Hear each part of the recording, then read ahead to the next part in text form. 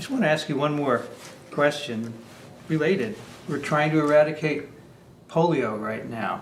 What are your thoughts? Do you think we're almost there? Do you think we can do it? Well, I preface this for, it was May 1980 that the World Health Assembly passed the resolution saying eradication has been achieved. In September, there was a meeting held at NIH, and basically it was entitled, "What Next Do We Eradicate?" And Frank Fenner, who was a very senior virologist from Australia, who worked very closely with us, he and I were giving the opening talk on it, and I think basically I said at the time, as did he, that we saw no disease at this point in time for which we have the tools and the will to eradicate. We were very sensitive, I think, about it because of malaria. Malaria program failed, and it had repercussions which were enormous. That many countries just folded their programs, and there was a resurgence in a number of countries of malaria. And it really set back control programs very seriously. Yeah. Money for malaria control dried up. And you couldn't just go into an eradication program and expect to have no consequences from this.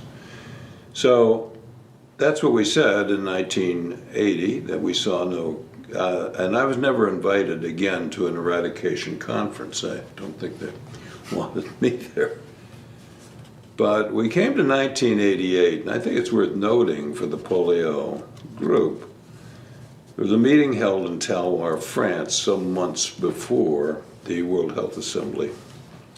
And it included the heads of the various UN agencies and major donors. And the proposal was that we eradicate polio and that this come before the Assembly. And I was a rapporteur on what was being done.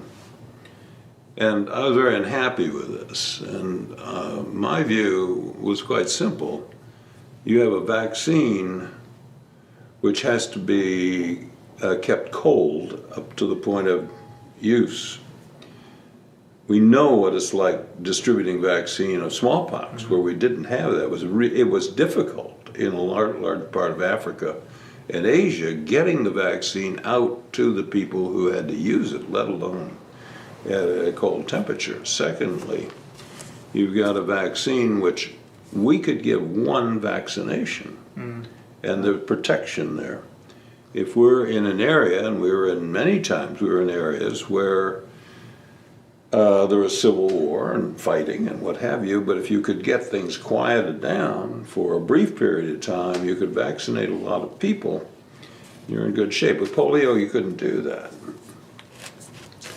So at that time, there was a very frank discussion about it, and I finally said, I will sign on and agree on this eradication, provided that there is a research program set up to produce a much more antigenic, heat-stable polio vaccine. Otherwise, I don't think it can be done. And nothing was done. So we're still dealing with the same vaccine that we had in 1988 and struggling.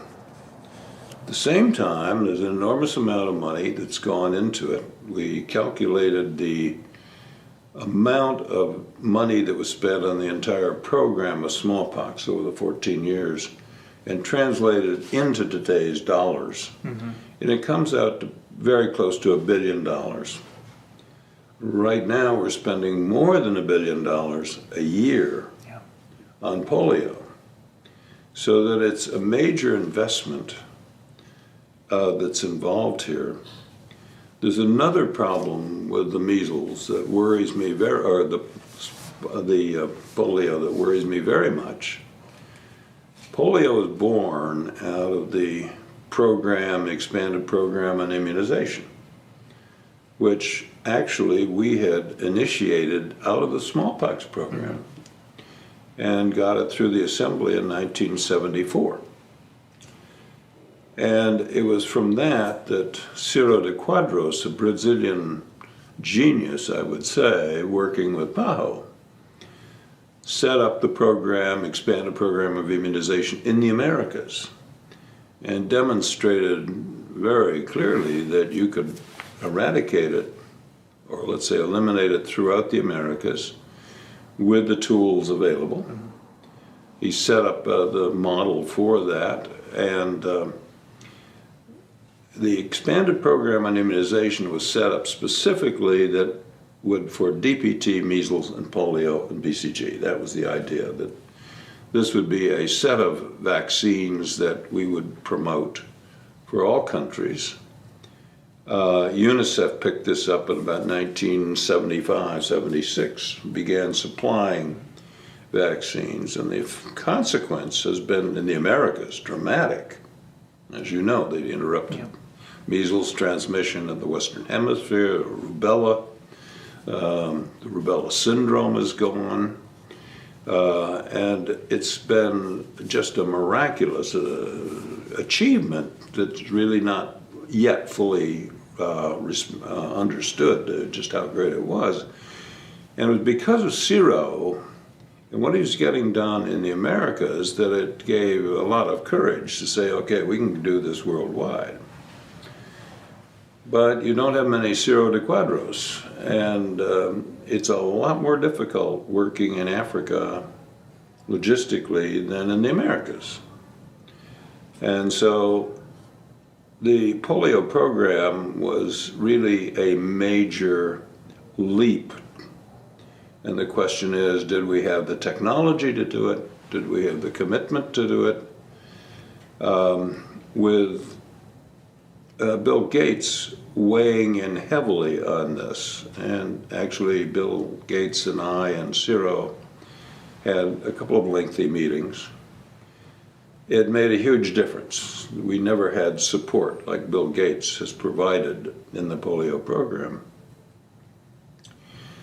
With that, and with the commitment of so many countries, it seemed like maybe you could make it, but it was going to be extremely difficult. Now, since then, we've gotten the Shabab in Somalia, we've got the problems up in the Pakistan border areas, we've got the northern Nigeria block with Iran there, and we confronted with smallpox a number of very difficult circumstances, but none quite like this is that they have at the present time. So when I look at it at this point, I'd like to say to all the people who are working so hard and have invested so much, and Rotary has been particularly notable, that I hope you're going to succeed. I'm with you, but you have got a very high mountain yet to climb.